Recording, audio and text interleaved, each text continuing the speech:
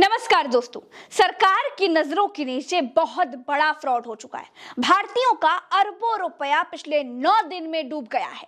इस पूरे मसले पर भारत की संसद ठप है। विपक्ष जांच की मांग कर रहा है, लेकिन मोदी सरकार कहती है कि हमारा अडानी से कोई लेना देना नहीं है। दोस्तों, आप बताइए, क्या ऐसा हो सकता है क्या कि जो बिजनेसमैन ज्यादातर सरकारी कंपनियों को चला रहा हो, उसके बारे में सरकार ये कहे कि हमारा अडानी से कोई लेना देना नहीं है। अगर लेना देना नहीं है तो अडानी सरकारी कंपनियां कैसे खरीदते चले गए? नेपाल की सरकार से अडानी ने भारत की कंपनियों का सौदा तो किया नहीं होगा।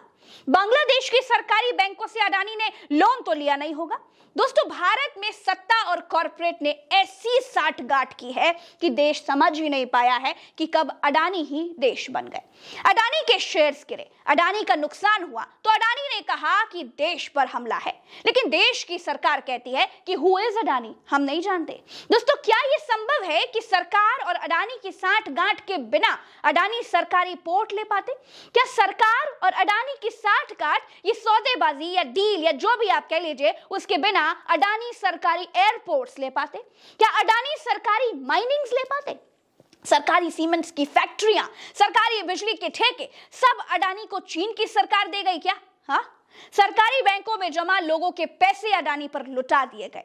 एलआईसी को पूरे भारत में अडानी के अलावा कोई और कंपनी के शेयर खरीदने के लिए नहीं मिली, लेकिन सरकार का अडानी से कोई लेना देना नहीं है। दोस्तों, अडानी के शेयर्स गिरने से एलआईसी को करीब 18,000 करोड़ का नुकसान हुआ है।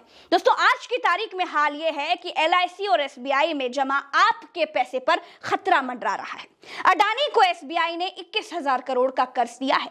बैंक में जमा आपका पैसा अडानी के पास है। कई अडानी भी तो नीरव मोदी, माल्या और दूसरे व्यापारियों की तरह भारत से फुर्र तो नहीं हो जाएंगे? इस बात का भी डर लोगों को अब सताने लगा है।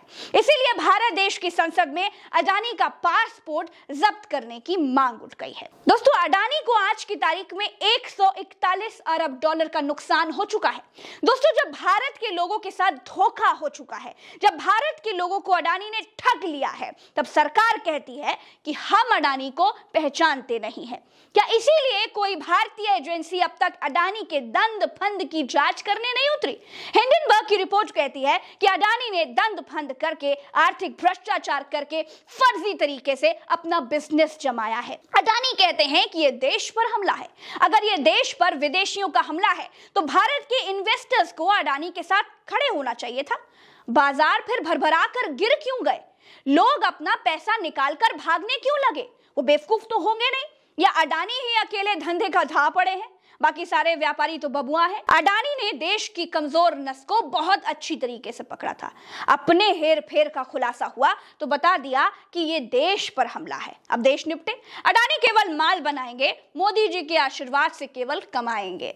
दोस्तों, आपको ये जानकर हैरानी होगी कि इतिहास में ये पहली बार है कि किसी कंपनी को घाटे से उबारने के लिए एफपीओ लाना पड़ा हो, और एफपीओ में पैसा आने के बाद भी, अबू धाबी के व्यापारियों के द्वारा पैसा लगाने के बाद भी एफपीओ तक रद्द करना पड़ा हो। दोस्तों, 20,000 करोड़ का एफपीओ 141 अरब डॉलर के नुकसान के आगे ऊंट के मुंह में जीरा भी नहीं है। हालात ये हैं कि अडानी, जो दुनिया के नंबर 1 अमीर आदमी थे, वो अब टॉप 20 से भी बाहर निकल गए हैं। हालत बहुत बदली है। देश में स्थिति बहुत नाजुक है, लेकिन आरबीआई को मालूम ही नहीं है कि उनकी बैंकों ने अडानी को कितना कर्ज दिया है। आरबीआई ने अब अपनी बैंकों से कहा है कि भैया, हमको बताओ कि किसने अडानी को कितना कर्ज दिया है। भारत की सारी बैंकों की हालत बहुत पतली है। सबके शेयर्स बहुत तेजी से नीचे आ गए हैं। दोस्तों, आज के